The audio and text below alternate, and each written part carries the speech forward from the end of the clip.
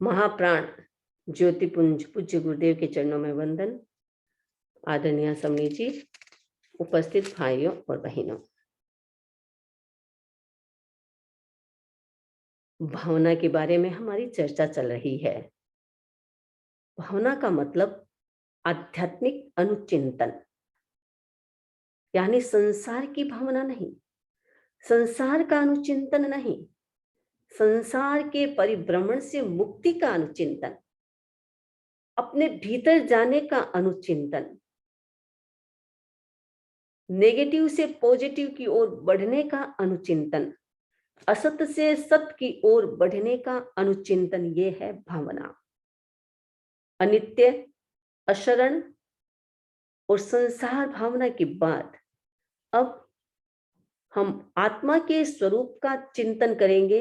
वो भावना है एकत्व भावना। अनित्य अशरण भावना में पदार्थ का अनुचिंतन, यानी पदार्थ से ममत्व को कैसे छोड़ा जाता है उसका अनुचिंतन। संसार भावना में संसार में व्यक्ति परिभ्रमण क्यों करता है, कैसे करता है, उससे मुक्ति का अनुचिंतन।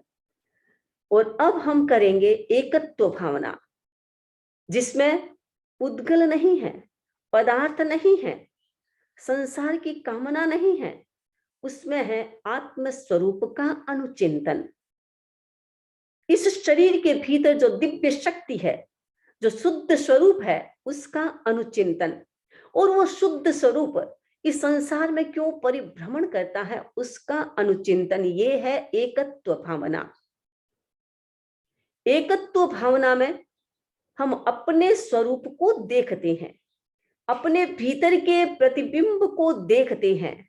बाहर क्या है?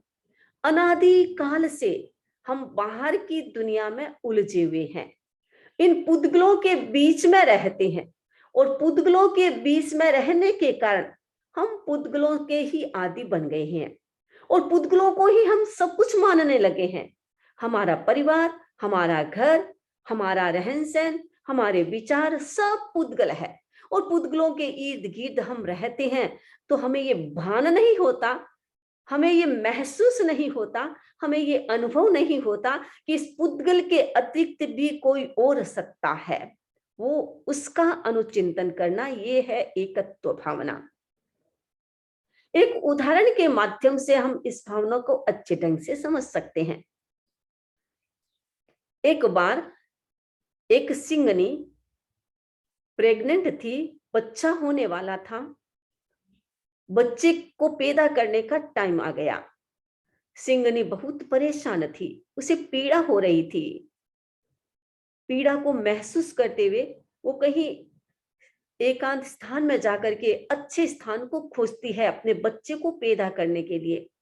लेकिन इतनी वेदना वो ज्यादा दूर भाग नहीं सकी।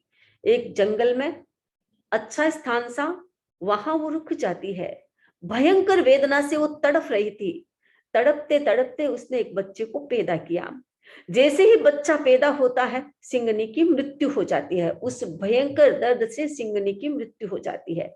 बच्चा अभी जन्मा था, अभी उसने कुछ भी महसूस नहीं किया, आंखें खोली थी। उसकी माँ चली गई उसके पास से। अब वो बच्चा देख रहा है, माँ मरी हुई है, सिंगनी मरी हुई है, और बच्चा उसके चारों ओर घूम रहा है, देख रहा है, अपनी माँ को देख रहा है। माँ न तो हिलती है, न बोलती है, न कोई एक्सप्रेशन करती है। बच्चा कुछ भी नहीं समझ रहा था, क्योंकि अब तो वो दुनिया में आया था, उसे कुछ पता ही नहीं माँ क्या होती है, एक्सप्रेशन क्या होता है। वो केवल माँ को देख रहा था, अनुभव कर रहा था। बच्चा चाहे कितना भी छोटा हो, लेकिन वो भी अनादिकाल से संस्कारों से युक्त होता है। उसे भी महसूस होता है, भीतर में अनुभव होता है कि मेरी माँ मेरे पास नहीं है। वो बच्चा अपनी माँ को अनुभव कर रहा था, लेकिन उसकी माँ उसके पास नहीं थी। वो देख रहा था, भीतर में महसूस कर रहा था कि मेरी माँ मुझसे बात क्यों नहीं करती है, मेरे सामने क्यों नहीं देखती है। वो कुछ भी सोच नहीं रहा था, छोटा बच्चा जन्मा था। इतने में ही एक गडरिया जो भेड़ों को चराता था, उसके पास बहुत सारी भेड़ें थी। वो भेड़ों को जंगल में चराने के लिए लेके आया था। देखा कि सिंगनी तो मरी हुई है और एक बच्चा अभी पैदा हुआ था, वो उसके पास बैठा हुआ है। उस गडरियों को दया आ गई, उसने बच्चे को गोद में उठाया। बच्चे ने कभी महसूस ही नहीं किया कोई कोई मेरे को इतना प्यार दे सकता है, स्नेह देख सकता है। बच्चे को गोद में उठाया, उसने सोचा इसकी माँ तो मर गई, अब ये बच्चा बेचारा क्या करेगा, इसका क्या दोष है, इसको मैं अपने घर ले जाता हूँ। बच्चे को अपने घर लेके आया, उसे दूध पिलाया, बच्चे को बड़ा किया। बच्चा बड़ा प्रसन्न रहता था क्योंकि उसे सब कुछ मिल गया था। प्यार मिल रहा था, स्नेह मिल रहा था, भोजन मिल रहा था, संगति मिल रही थी, सब कुछ मिल रहा था। वो बच्चा वहां बड़ा होने लगा। सिंह का बच्चा भेड़ियों के साथ रहने लगा क्योंकि उसके पास तो भेड़े ही थी। वो भेड़ों को चराने के लिए जंगल में आता तो सिंगनी का बच्चा भी उनके साथ आता। वो भी घास फूस खा लेता, भेड़ जैसे खाता है वैसे खा लेता, पानी पी लेता, भेड़ के पास साथ घूम लेता, खेल लेता और वापस घर में आ जाता। एक दिन भेड़ों को चरने के लिए वो जंगल में ले जाता है। भेड़े वहां नदी के किनारे पानी पी रही थी। अचानक उस नदी के पास एक बड़ा पर्वत था, पर्वत पर एक सिंह खड़ा था। सिंह ने गर्जना की। जैसी गर्जना की सभी भेड़ भागने लगे क्योंकि मौत दिखाई दे रही थी। सभी भागने लगे, वो सिंह का बच्चा भी भाग रहा था। वो शेर खड़ा खड़ा देख रहा था। उसने सोचा मैंने गर्जना की तो ये भेड़ तो भागे तो समझ में आए, लेकिन ये सिंह का बच्चा क्यों भाग रहा है, मुझे देख करके ये डर क्यों गया। इसका मतलब उसे ये महसूस ही नहीं है कि मैं सिंह हूं। मुझे इसे महसूस कराना चाहिए क्योंकि ये मेरी बिरादरी का है, मेरी जाति का है, मेरा भाई है। मैं इसे भेड़ियों के साथ कैसे रहने देता हूं। वो सिंह नीचे आता है, उस सिंह के बच्चे को पकड़ लेता है। बेचारा डर गया, भेड़ों की तरह आचरण करने लगा। उसने कहा तुम क्यों डरते हो, मेरे से क्यों डरते हो, तुम तो सिंह हो, मुझे मार दोगे, लेकिन मैं तेरे को नहीं मारूंगा। तू भेड़ नहीं हो, तू भी सिंह है, मेरे जैसा ही है। अब उसको तो महसूस नहीं हुआ क्योंकि आज तक उसने तो कभी देखा ही नहीं कि मैं कोई सिंह हूं। अब सोचा क्या करूं, ये तो मुझे बहका रहा है, ये मुझे अवश्य मारेगा। बेचारा डरने लगा। सिंह ने सोचा कि अभी इसको समझ में नहीं आएगा, ये डर रहा है, मुझे इसके प्रतिबिंब को दिखाना है। उसको ले गया नदी के किनारे और नदी में उसे कहा कि तुम देखो, अपने प्रतिबिंब को देखो। जैसे ही वो सिंह का बच्चा नदी में देखता है तो सामने खड़े हुए सिंह को देखता है, अपने आप को देखता है, सिंह को देखता है, अपने आप को देखता है, सोचता है मैं तो ऐसा ही हूं, मेरा रूप रंग आकार प्रकार सब इस सिंह की तरह है, इसका मतलब मैं सिंह हूं, मैं भेड़ नहीं हूं, मैं सिंह हूं। उसने कहा मैं सिंह हूं। सिंह ने कहा हाँ, यही तो मैं तुम्हें बताता हूं कि तुम सिंह हो, तुम भेड़ नहीं हो, तुम्हें डरने की आवश्यकता नहीं है। तुम भी मेरे जैसे ही शक्तिशाली हो, तुम्हारे भीतर भी वो दिव्यता है, वो शक्ति है, तुम्हें भी डरने की आवश्यकता नहीं है। जैसे ही उसे महसूस हुआ अपने स्वरूप का कि मैं भेड़ नहीं, मैं सिंह हूं, सिंह की सारी शक्तियां भीतर में जागृत हो गई। वो एक शक्तिशाली सिंह बन गया। कैसे बना, जब तक उसे ये महसूस नहीं हुआ वो भेड़ की तरह आचरण करता था, भेड़ की तरह डरपोक था, भेड़ की तरह भागता था, भेड़ की तरह रहता था। लेकिन जैसे ही उसे महसूस हुआ कि मैं भेड़ नहीं, मैं सिंह हूं, सिंह का अनुभव हुआ, उसकी सारी शक्तियां जागृत हो गई। हमें भी ये महसूस करना है कि हम भेड़ नहीं है, हम सिंह है। सिंह की तरह हम शक्तिशाली है, हमारी आत्मा सिंह की तरह है, हम भेड़ नहीं हैं। भेड़ों के बीच में रहने के कारण हमें ये महसूस नहीं होता कि हम क्या है। ये कर्म रूपी भेड़, ये पुद्गल रूपी भेड़, ये हमें डराते हैं। इनके कारण हम अपने स्वरूप को पहचानते नहीं हैं, हम अपने स्वरूप को जानते नहीं हैं। इसीलिए जानना है, अपने स्वरूप को जानना है। ये प्रश्न बहुत बात आता है और सब कहते हैं कि ये महसूस करो कि अकेले हो, कोई किसी का नहीं है, कोई नहीं है, मैं अकेला हूं, मेरा कोई नहीं है। लेकिन हमें ये दीनता नहीं दिखानी है।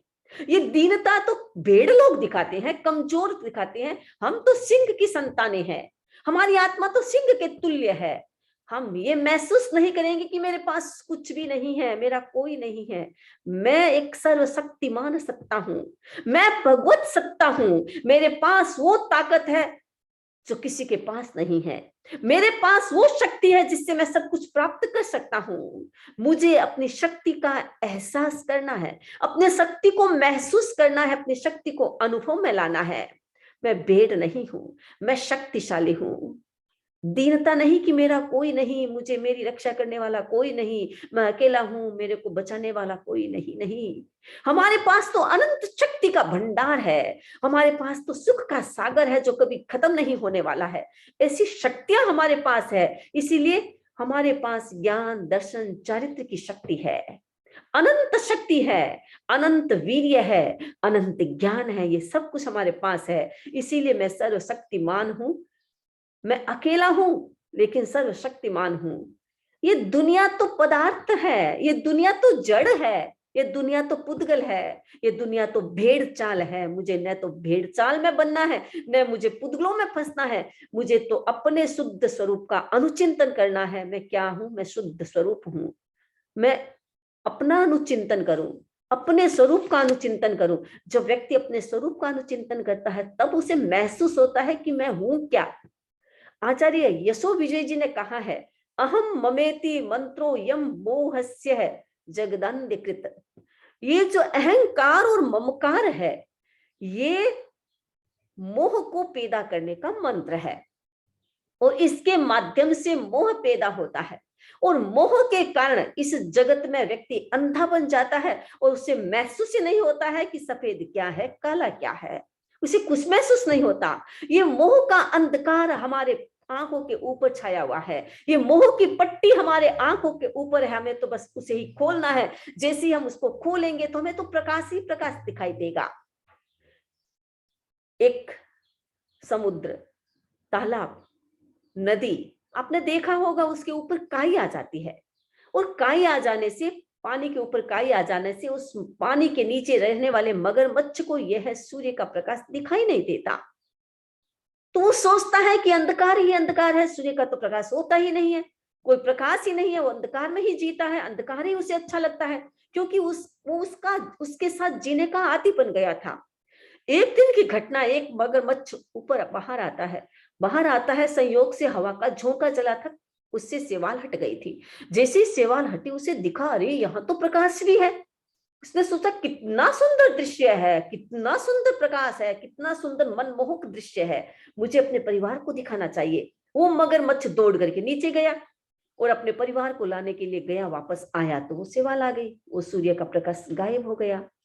हमारे आंखों के आगे भी वो सेवाल है, इस कारण से हमें ये सूर्य का प्रकाश नहीं दिखाई देता है। जिस दिन ये आंखों के आगे ये मोहनीय कर्म की पट्टी हट जाएगी तो सब कुछ दिखाई देने लगेगा, सत्य दिखाई देने लगेगा, सही गलत दिखाई देने लगेगा। ये पुद्गल और मैं अलग हूं, मेरा अपना स्वरूप है, मैं शुद्ध हूं, बुद्ध हूं, ये मुझे दिखाई देने लगेगा।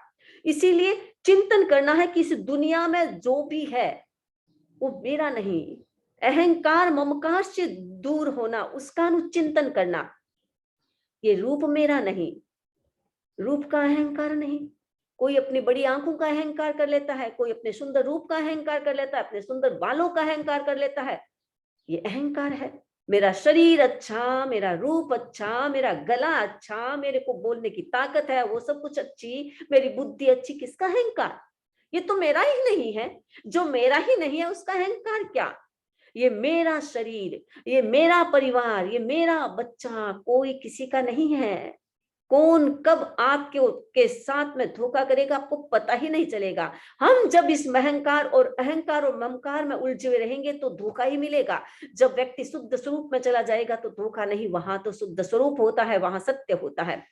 आचार्य तुलसी ने एक गीत बनाया एकत्व भावना पर। उन्होंने लिखा है, तेरा कौन सहारा, है तेरा कौन सहारा, बतला तूने क्या इस पर कभी विचारा, है तेरा कौन सहारा।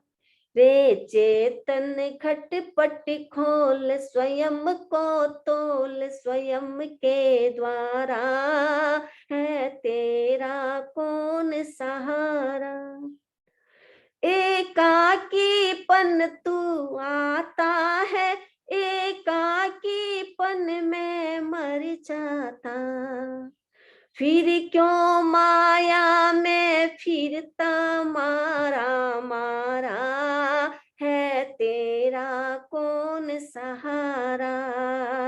बतला तूने क्या इस पर कभी विचारा, है तेरा कौन सहारा। हो बाग भेड़ियों में फिरता, क्यों अपना भान नहीं करता। अब समझ स्वरूप सुगुरु का मिला सहारा, है तेरा कौन सहारा। बतला तूने क्या इस पर कभी विचारा, है तेरा कौन सहारा। एकाकीपन आनंद भरा रहता है आत्मोद्यान हरा। दो मिले की बहती है दुविधा की धारा, है तेरा कौन सहारा।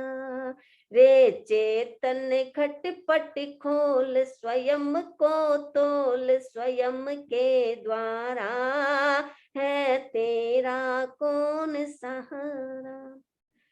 यह विश्व सराय बसेरा है, क्यों करता तेरा मेरा है। तुलसी निज गुण से कटे कर्म की कारा, है तेरा कौन सहारा। बतला तूने क्या इस पर कभी विचारा, है तेरा कौन सहारा। रे चेतन खटपट खोल स्वयं को तोल स्वयं के द्वारा, है तेरा कौन सहारा। हमें यही सोचना है कि इस संसार में आते हैं, ये मेरा घर नहीं, ये मेरा परिवार नहीं, ये तो एक धर्मशाला है। धर्मशाला में आप कहीं घूमने के लिए जाते हैं, एक धर्मशाला में रखते हैं। घर तो सब जगह ले जाया नहीं जाता, तो वहां जो धर्मशाला होती है वहां रुकते हैं। जो रेस्टोरेंट होते हैं या कोई होटल मोटल होती है उसमें आप रुकते हैं। लेकिन कितने दिन? एक दिन, 2 दिन, 4 दिन, 5 दिन। आप महसूस करते हैं अंदर से कि ये होटल मेरी नहीं है, ये तो मेरा बसेरा है। 1 दिन 2 दिन मैं यहाँ रुकूंगा, फिर चला जाऊंगा। ये हमें भान रहता है। लेकिन हम जिस घर में रहते हैं हमें उसका भी भान करना है कि ये भी एक सराय है, एक धर्मशाला है, ये भी मेरा अपना घर नहीं है। उसके साथ में मुझे ममत्व नहीं जोड़ना। जो व्यक्ति ममत्व जोड़ता है वो दुखी हो जाता है। ये मेरा है।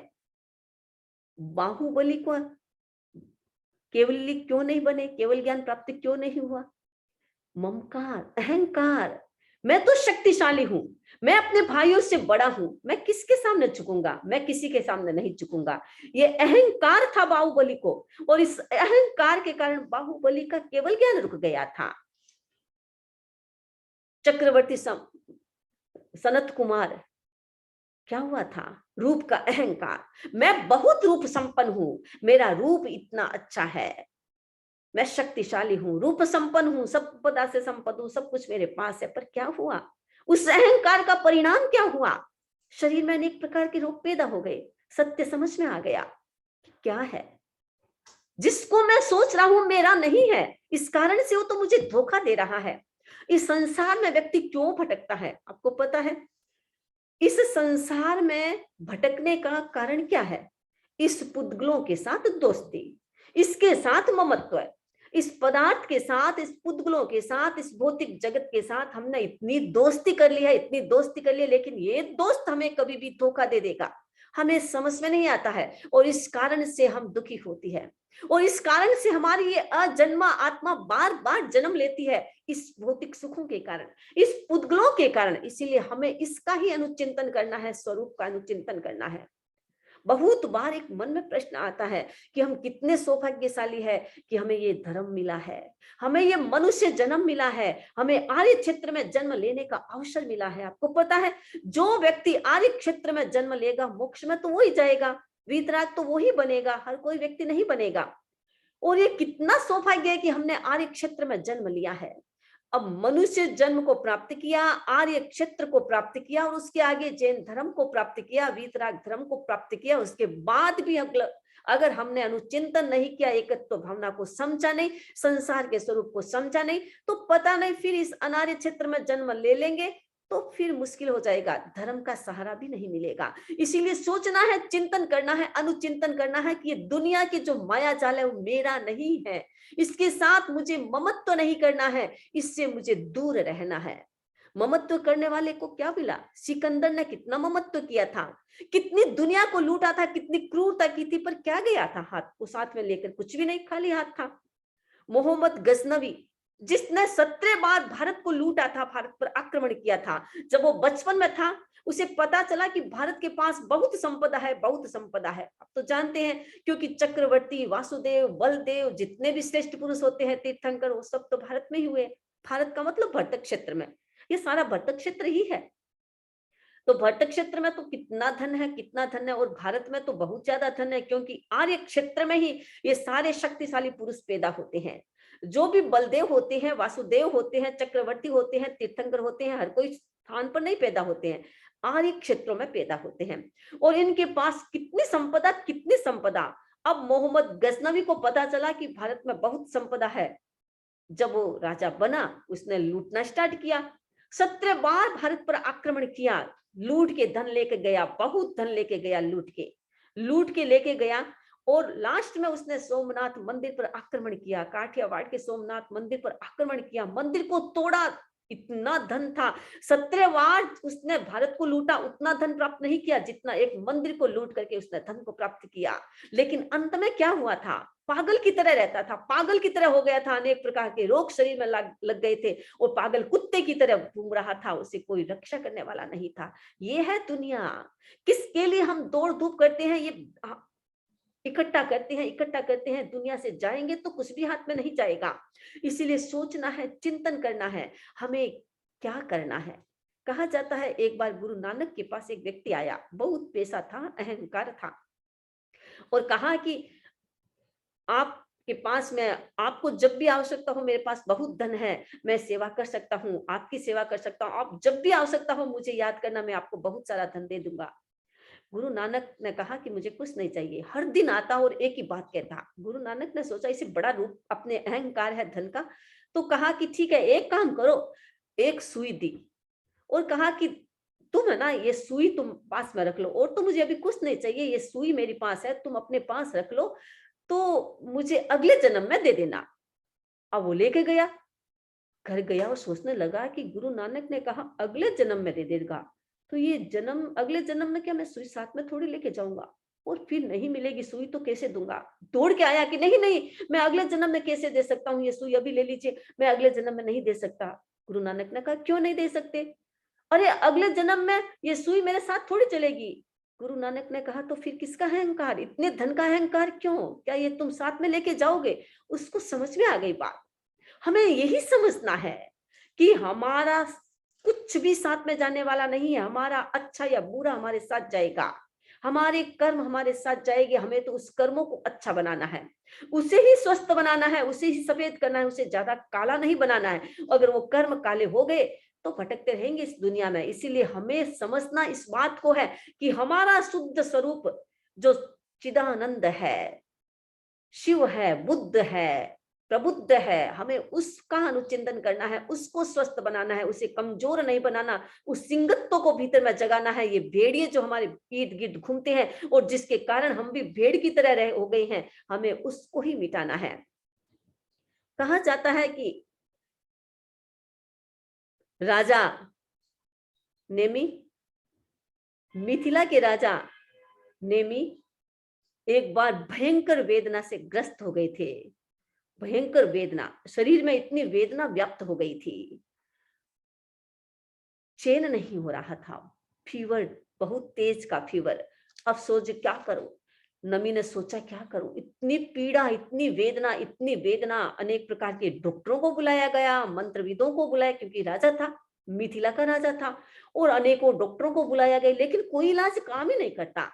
आखिर एक उपाय सूझा कि चंदन को घिस करके राजा के शरीर पर लेप लगाया जाए तो शायद शीतलता व्यक्त हो सकती है। अब चंदन को घिसना प्रारंभ किया। 25,000 रानियां थी, राजा नमी के 25,000 रानियां, सबने चंदन घिसना प्रारंभ किया। अब चंदन घिसते हैं तो आवाज आती है, हाथ में चूड़ियां पहनी हुई थी, आवाज आ रही थी। अब चूड़ियों की आवाज आ रही थी और राजा को बड़ी भयंकर वेदना हुई, आवाज भी उन्हें सहन नहीं हो रही थी, इतनी भयंकर वेदना हो रही थी। उन्होंने कहा, ये आवाज क्या है, इस आवाज को बंद करो, मैं सहन नहीं कर सकता। रानियों ने सोचा आवाज को बंद, मंत्रियों ने सोचा, विद्यों ने सोचा आवाज को बंद करेंगे तो ये चंदन घिसना बंद हो जाएगा। रानियों ने कहा कि नहीं नहीं, आप चिंता न करें। एक कंगन को रखा, बाकी सारी चूड़ियों को उतारा, चंदन घिसना बंद नहीं किया। राजा ने, आवाज बंद हो गई। राजा ने कहा, क्या बात है, चंदन घिसना बंद हो गया। मंत्री ने कहा, नहीं राजन, चंदन घिसना बंद नहीं हुआ। फिर आवाज कैसे बंद हो गई? रानियों ने अपनी चूड़ियों को एक सुहाग का चिन्ह रख करके बाकी सारी चूड़ियां निकाल दिया, इसीलिए आवाज नहीं आ रही है। राजा नमी ने सोचा, इसका मतलब दो होता है दुख तो वहां होता है, वेदना वहां होती है, अकेले में वेदना नहीं है। दो में वेदना है, दो मिलते हैं वहां वेदना होती है, अकेले में वेदना नहीं, मैं अकेला हूं। जब मैं पुतगलों के साथ मिलता हूं तभी मुझे वेदना होती है, तभी मुझे दुख होता है। मुझे किसका वेदना, मेरी आत्मा में तो कोई वेदना नहीं। और ऐसा चिंतन चला कि गहरी नींद आ गई। कितने दिनों के बाद राजा नमी को आज गहरी नींद आ गई। वैद्यों ने सोचा, सब सोचने लगे कि हमारा चंदन काम कर गया, लेकिन चंदन नहीं काम गया। उनके विचारों में इतनी शीतलता आ गई थी, एकत्व का विचार आ गया था, उस विचारों ने उनको नींद दिला दी। नींद में, गहरी नींद में शांति से सो रहे थे और स्वप्न आ गया था। उस नींद में स्वप्न क्या आया कि मैं एक बहुत बड़े स्वर्ण का पर्वत है, उस पर्वत पर खड़ा हूं। सुमेरु पर्वत, हमारे इस मनुष्य लोक में सुमेरु पर्वत है, शाश्वत पर्वत है। तीर्थंकरों के जन्मों का अभिषेक वहीं होता है। तो कहा, उसने सोचा, चिंतन एकदम स्वप्न में देख रहा है कि मैं सुमेरु पर्वत पर खड़ा हूं। अपने अतीत को देखने लगे, अपने अतीत को, अतीत में चले गए। मैं सुमेरु पर्वत पर खड़ा हूं और देखा, जाति स्मरण ज्ञान हो गया। वो अपने पूर्व भाव में साधु थे, साधना करते थे। साधना करते करते, साधना के बाद जब उनकी मृत्यु हुई तो वो देवगति में पैदा हुए, देवता बने। और देवता के बाद वो सुमेरु पर्वत पर आए। उन्होंने अनेकों तीर्थंकरों के जन्मों का अभिषेक किया। सुमेरु पर्वत दिखाई दे रहा था, तीर्थंकरों का अभिषेक दिखाई दे रहा था, सारा कुछ दिखाई देने लगा। इतने में नींद उड़ गई। सोचा, ये क्या, वो सत्य या ये सत्य है? सोचा, सत्य दोनों है।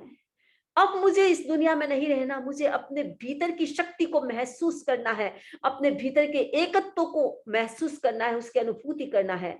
और मिथिला को छोड़ के चले गए। रानियां रोने लगी, पूरे मिथिला में हाहाकार मच गया था, रोना चालू हो गया था। राजा नमी को कोई फर्क नहीं पड़ा, क्योंकि अहंकार और ममकार छूट गया था। अहंकार और ममकार होता है, वहां मेरा तेरा होता है, वहां मोह जागता है, वहां राग द्वेष जागता है। लेकिन नमी के भीतर में तो राग द्वेष ही खत्म हो गया। मिथिला का राजा महल को छोड़ करके प्रस्थान करते हैं। सभी हो हल्ला करने लगे, सभी रोने लगे, दुख प्रकट करने लगे। इंद्र ने देखा, अवधि ज्ञान लगाकर देखा कि राजा नमी तो प्रस्थान कर रहे हैं। तो उनका ये वैराग्य वेदना से पैदा हुआ है या ज्ञान से पैदा हुआ है, मुझे परीक्षा करनी है। कहा जाता है कि इंद्र राजा के पास आए और अनेकों अनेकों प्रश्न इंद्र ने राजा को पूछे। राजा ने सबके इतने सुंदर उत्तर दिए। इंद्र ने लास्ट में, वो ब्राह्मण के रूप में आए थे, लास्ट में अपना रूप प्रकट किया और कहा कि राजन, मैंने सोचा कि आपका वैराग्य वेदना से हुआ है, लेकिन आज मुझे महसूस हुआ कि आपका वैराग्य वेदना नहीं से, आपका वैराग्य ज्ञान से पैदा हुआ है। जब ज्ञान से वैराग्य पैदा होता है तो वैराग्य सच्चा होता है। भय से वैराग्य पैदा होता है, वैराग्य सच्चा नहीं होता। ज्ञान से पैदा होने वाला व्यक्ति अपने भीतर तक पहुंचता है, अपने भीतर की शक्ति को महसूस करता है। और राजा नमी ने वही शक्ति का अनुभव किया था और इस कारण से उन्होंने गृहस्थ आश्रम को छोड़ करके साधु जीवन को स्वीकार किया था। राजा भर्तृहरि का उदाहरण भी आपने सुना होगा। राजा भर्तृहरि अपनी पत्नी से, पिंगला से बहुत प्यार करते थे, बहुत प्यार करते थे। इतना राग भाव था और अपनी पत्नी के कारण अपने शक्तिशाली भाई को भी देश से निकाल दिया था। विक्रमादित्य के बड़े भाई थे राजा भर्तृहरि। एक दिन क्या होता है, एक कोई व्यक्ति अमृत फल ला करके राजा को देता है और कहता है, महाराज ये अमृत फल है, मेरे पास था और मैंने सोचा कि अमृत फल आप खाएंगे, आप दुनिया का कितना उपकार करते हैं, प्रजा का कितना भला करते हैं। अगर आप लंबा जिएंगे तो प्रजा का भला होता रहेगा, इसलिए मैं चाहता हूं ये अमृत फल आप खाएं। राजा ने वो अमृत फल लिया, लेकर सोचा कि मैं अमृत फल खाकर क्या करूंगा, अगर मेरी उम्र बड़ी हो गई और मेरी पत्नी चली गई तो मेरे को सुख कैसे मिलेगा। पत्नी के पास गई और पिंगला को दिया वो फल। पिंगला किसी दूसरे से प्यार करती थी, महावत से प्यार करती थी। हाथी के जो सवारी करने वाला होता है महावत, उससे प्यार करती थी। महावत जैसे ही आया, महावत को वो फल दिया। उसने सोचा मैं फल खा करके जीवित लंबी उम्र हो जाएगी तो मेरा महावत चला जाएगा, तो मुझे सुख कैसे मिलेगा। महावत को फल दे दिया। महावत वो फल, महावत उस रानी से प्यार नहीं करता था, वो किसी वेश्या से प्यार करता था। वो फल लेकर के वेश्या के पास गया, वेश्या को फल देता है। वेश्या ने वो फल लिया, वेश्या ने फल खाया, वेश्या ने फल लिया और सोचा कि मैं इस फल को खाकर क्या करूंगी, मैं तो ऐसा ही बुरा काम करती हूँ। मेरा राजा अगर फल खाएगा तो दुनिया का भला करेगा। वो फल घूम करके पुनः भर्तृहरि के पास आ गया और भर्तृहरि ने वो फल देखा और भीतर से सजग हो गई, इसका मतलब कुछ गड़बड़ है। रानी के पास गए और कहा कि मैंने तुम्हें जो फल दिया वो फल कहाँ है। रानी ने कहा मैंने खा लिया है। राजा ने तलवार दिखाई, आंखें दिखाई, रानी एकदम धुसने लगी, सत्य बता दिया। राजा ने उसी समय राज्य का परित्याग किया कि नहीं, मुझे अब संसार में नहीं रहना, मैंने देख लिया है कि संसार क्या है। और संसार की अवस्था को देख करके भर्तृहरि वहां से निकल गए। वो सोचने लगे, चिंतन करने लगे। याम चिंतयामि सततम महिषा विरक्ता साप्येन मिच्छति जनः स जनोन्य सक्तः अस्मत्कृते च परितुष्यति काचिदन्या दिक्तां च तं च मदनं च इमां च मां च। मैं जिससे प्यार करता हूं वो तो किसी दूसरे से प्यार करती है, और वो जिससे प्यार करती है वो कोई दूसरे से प्यार करता है। दुनिया में तो कोई शाश्वत नहीं, एक दूसरे से प्यार किस पर भरोसा करे। इस दुनिया में कुछ भी नहीं है, ये दूसरे के साथ प्यार करना यही सबसे बड़ा धोखा है। और भर्तृहरि निकल गए। कहा जाता है कि वो साधु बन गए। एक हाथ में लोटा लेके गए थे, लेकिन रास्ते में जंगल में जा रहे थे, कुत्ते को देखा पानी पीते, वो ऐसे ही पानी पी रहे थे। भर्तृहरि 2 क्षण के लिए चिंतन करते हैं और सोचा कि एक कुत्ता जो नीच प्राणी माना जाता है, मनुष्य से कमजोर माना जाता है, वो भी अपने पीने के लिए एक लोटा नहीं रखता, तो मैं तो एक मनुष्य हूँ, शक्तिशाली हूँ, मुझे इस लोटे की क्या आवश्यकता। उन्होंने उस लोटे को छोड़ा और आगे प्रस्थान किया। अपरिग्रही बन गए हैं। मेरा कुछ नहीं है, मेरी तो अपनी आत्मा है, ये शरीर ही मेरा नहीं है। मैं किस पर ममत्व कर रहा हूँ, किस पर मोह कर रहा हूँ। जिससे ममत्व किया उसने तो मुझे धोखा दिया, मेरा अपना कुछ है ही नहीं। और गलती तो मैंने की थी कि मैंने पराये के साथ दोस्ती की। पराये के साथ दोस्ती करने का फल क्या होता है, बहुत बुरा होता है। इसीलिए ये चिंतन करना है, सोचना है कि व्यक्ति अकेला आया है, अकेला ही कर्मों को भोगेगा। जन्म लेता है तो गर्भ में दुखों को अकेला भोगता है, मरता है तो अकेला ही जाता है। रोग शोक सब कुछ अकेले को भोगना पड़ता है, कोई किसी को दुख में बंटवारा नहीं कर सकता। बाहुबल बाहुबली बलदेव और वासुदेव की बड़ी इतनी घनीट भीतर में रागात्मक भाव होता है, स्नेह होता है, प्रेम होता है। लेकिन वासुदेव भी जब दुखों का भोग करते हैं तो बलदेव उनके दुखों को बंटा नहीं सकते। कहा जाता है वासुदेव,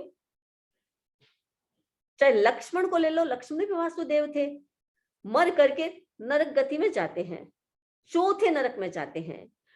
हमारे इतिहास में, जैन इतिहास में वासुदेव कृष्ण, वो भी क्योंकि वासुदेव की गति तो नरक ही होती है, वो भी वहां जाते हैं।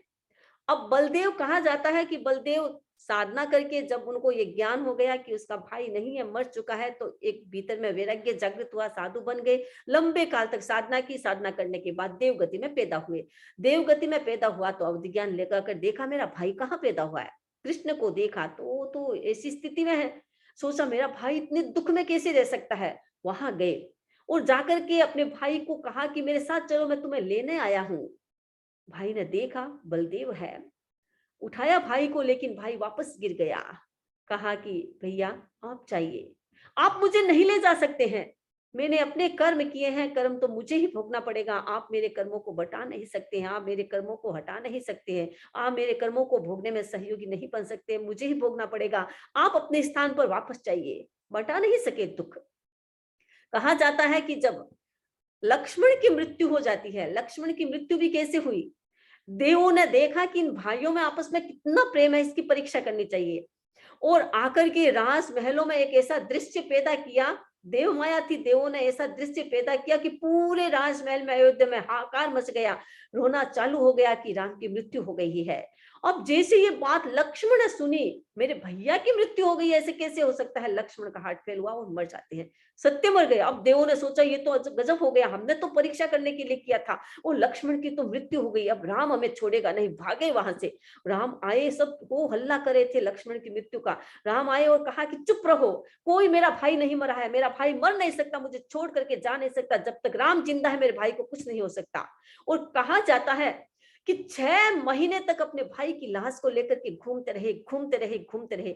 ये होता है वासुदेव और बलदेव के साथ। दोनों भाइयों में इतनी सघन मित्रता होती है, सघन स्नेह होता है, इतना रागात्मक भाव होता है कि एक वासुदेव की मृत्यु पहली होती है तो बलदेव उनको लेकर के घूमते हैं 6 महीने तक। मेरा भाई नहीं मरा, कोई कहते, शत्रुघ्न भी वहां थे, सुग्रीव भी वहां थे, सबने कहा कि ये मर गए हैं, लक्ष्मण अब नहीं रहे हैं। भयंकर गुस्सा, चुप रहो, मेरे भाई को कोई नहीं कह सकता मर गया है, मैं अपने भाई का इलाज कराऊंगा, मेरे भाई को कुछ नहीं हुआ है, वो सो रहा है, गहरी नींद में सो रहा है। अनेकों प्रयोग किए लेकिन भाई तो जीवित नहीं हो सका। अब देवों ने सोचा, देव जो जटायु पक्ष था, जिसने सीता की रक्षा के लिए रावण सीता को ले जा रहा था, जिस समय जटायु ने रक्षा की थी, वो देवगति में गया था, वो महेंद्र देवलोक में गया था, वो वहां से आया। उसने सोचा राम तो पागल की तरह आचरण कर रहे हैं, लक्ष्मण मर चुका है, ये बोध देना है इन्हें। और आकर के अनेक प्रकार की घटना दिखाता है, लेकिन राम उसको भी मानते नहीं है। राम का सारथी वो भी आता है, वो भी देव बन गया था, वो भी आता है कृतांत वरम, वो भी आता है, राम को दिखाते हैं, दोनों देव मिलकर के राम को दिखाते हैं।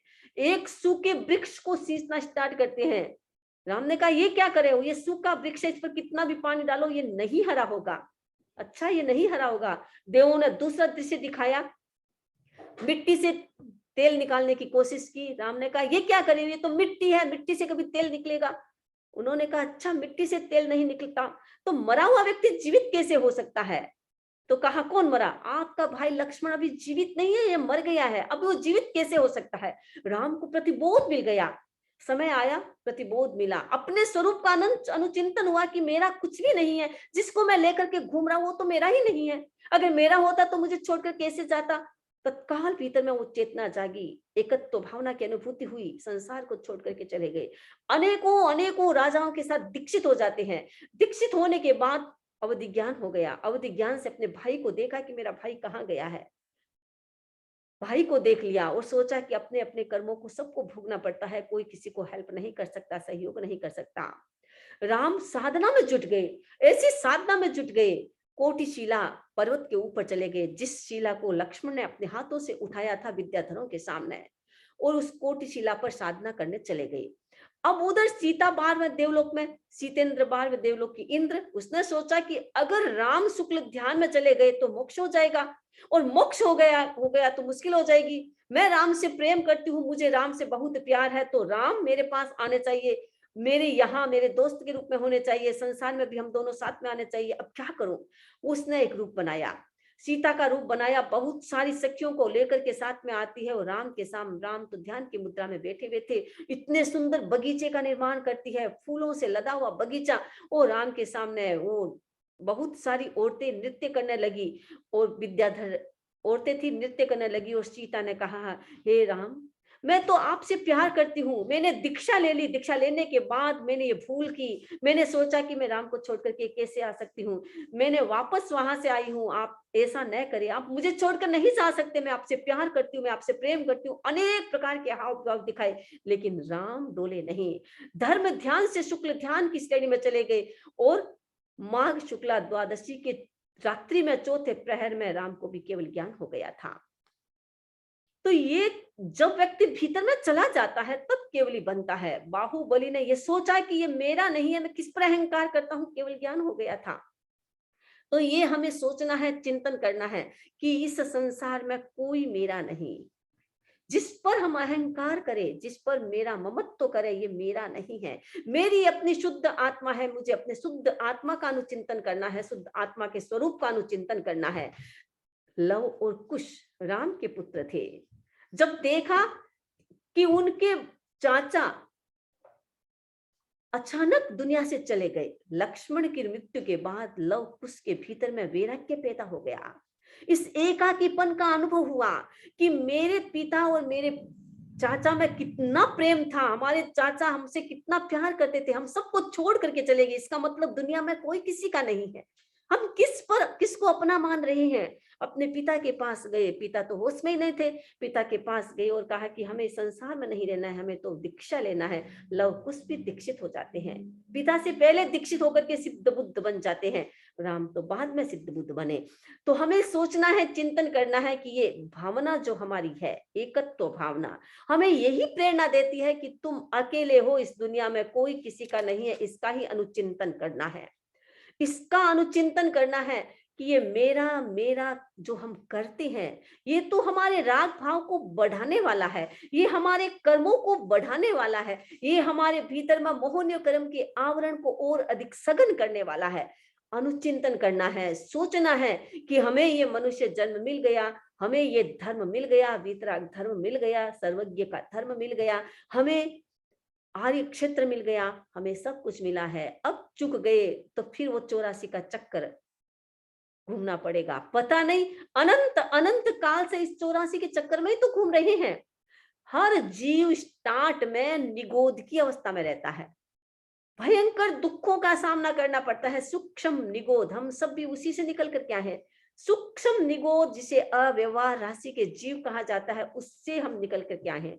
उसमें कैसे निकलेगा? उसमें न तो कर्मों का हाथ होता है, न कोई भाग्य का हाथ होता है, न कोई पुरुषार्थ का होता है, उसमें किसी का हाथ नहीं होता है। समय अनुकूल आया तो व्यक्ति, एक जीव उस निगोद से बाहर निकल करके बादल निगोद में आता है। सूक्ष्म से छूटे तो बादल में आए, पता नहीं बादल निगोद में भी कितने, फिर एकेंद्रिय, बेंद्रिय, तेंद्रिय, चतुरेंद्रिय, कितने कितने योनियों में घूमते हैं। इसलिए पुरानी, बहुत पुरानी गीत आता है, नव खाटी माही भटकत पायो, पायो नर अवतार, जे है निवांछा देवता की, जे ते की मैं जाओ हार, ते की मैं जाओ हार, जीवा जी ते की मैं जाओ हार, दुर्लभ तो मानव भव पायो, ते की मैं जाओ हार। हमें ये दुर्लभ फल मिला है, इसीलिए चिंतन अपना करना है, पुद्गलों से हट करके आत्मा का अनुचिंतन करना है, आत्मा के शुद्ध स्वरूप की अनुभूति करना है। ध्यान के माध्यम से हम शुद्ध स्वरूप को पहचान सकते हैं। ध्यान करना, किसका ध्यान?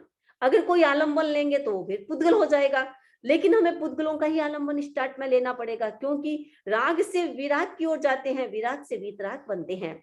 तो हमें विराग की ओर जाने के लिए मेडिटेशन में किसी का आलंबन, किसका आलंबन ले? शुद्ध स्वरूप का आलंबन ले, एक ज्योति का आलंबन ले, शुद्ध ज्योति को देखे, शुद्ध ज्योति का अनुभव करे, शुद्ध ज्योति की पहचान करे। मैं अकेला हूं, मेरा कोई नहीं, मेरी आत्मा शुद्ध स्वरूप में है, मैं शक्तिशाली सत्ता में हूं, मुझे इस पुद्गलों में उलझना नहीं है। जो पुद्गल मुझे धोखा देता है, उन पुद्गलों में नहीं उलझना है, मुझे अपने शुद्ध स्वरूप की अनुभूति करना है। ये अनुभूति शुद्ध स्वरूप की कब होती है? जब व्यक्ति भीतर जाता है, भीतर की शक्तियों को पहचानता है, तब ये शुद्ध स्वरूप की अनुभूति होती है। एक एक व्यक्ति अपने ससुराल जा रहा था, तो रास्ते में बहुत बड़ा जंगल आता है और जंगल में जाता है, जंगल से 3 रास्ते जाते हैं। अब 2 रास्ते तो पुणे जंगल में जाता है, एक रास्ता जाता था गांव में।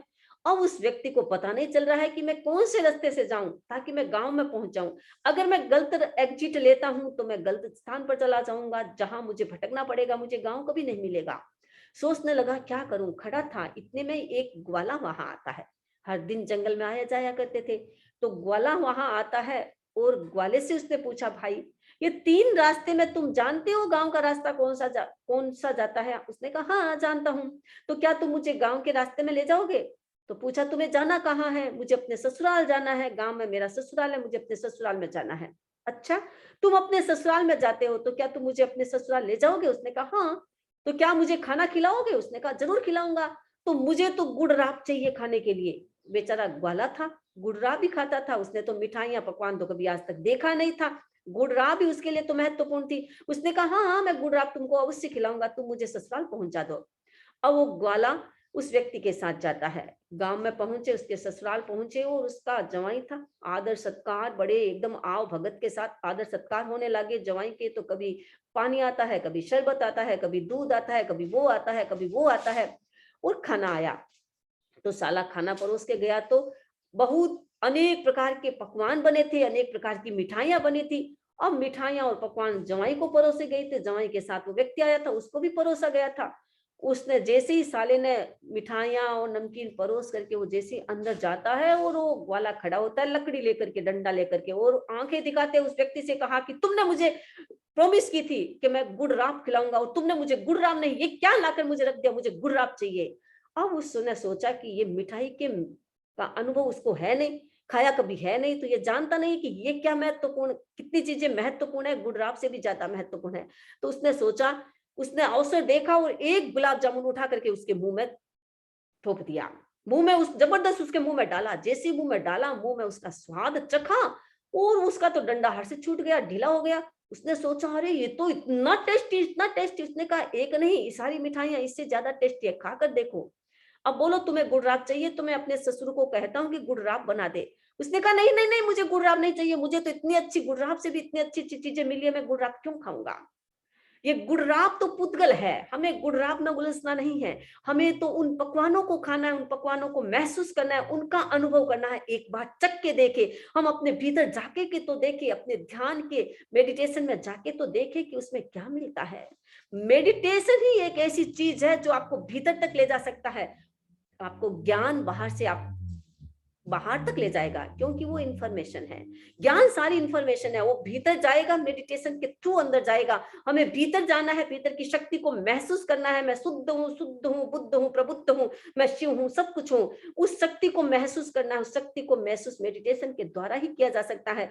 हम मेडिटेशन में जाए, एकत्व की अनुभूति करें, अपने आप को पहचाने, अपने एकत्व की अनुभूति करेंगे, अपने आप को पहचानना स्टार्ट करेंगे तो हमें महसूस होगा कि इस संसार में हम भटक रहे हैं, इन भेड़ों के बीच में हमें नहीं रहना है, हमें सिंगत्व की अनुभूति करना है और अपने शक्ति को महसूस करना है। जो शक्ति मेरे भीतर है और दूसरी शक्ति के सहारे में जो चलता हूँ, वो शक्ति मुझे संसार में भटका रही है। मैं तो अजन्मा हूँ, मैं मरण धर्म से ऊपर हूँ, मुझे न मेरा सुख है, न दुख है, न मृत्यु है, न जन्म है, मेरा तो कुछ नहीं है। उससे मैं ऊपर हूं और मैं किसके कारण ये भटक रहा हूं। मैं एक अजन्मा जन्म लेता हूं, बार बार उनको पुद्गलों के बीच में दुख का अनुभव करता हूं, मेरे भीतर तो सुख है, दुख है ही नहीं। ये अनुभव करना है, ये अनुभव, इस अनुभव के स्तर पर जाना है। ऐसा चिंतन करके हम अपने स्वरूप की अनुभूति करें, तो एकत्व भावना के माध्यम से अपने स्वरूप की अनुचिंतन करें, अपने आत्मा का अनुचिंतन करें और इस संसार में कैसे भटक रही हैं, किसके कारण भटक रहे हैं, उस मोह का अनुचिंतन करें, उस मोह को हटाने की कोशिश करें। तो अपने स्वरूप के पहचानने के लिए हम तैयार, अपने आप को तैयार करें, अपनी शक्ति को महसूस करें। इसी के साथ मैं अपनी बात को संपन्न करती हूँ। ओम अरहम।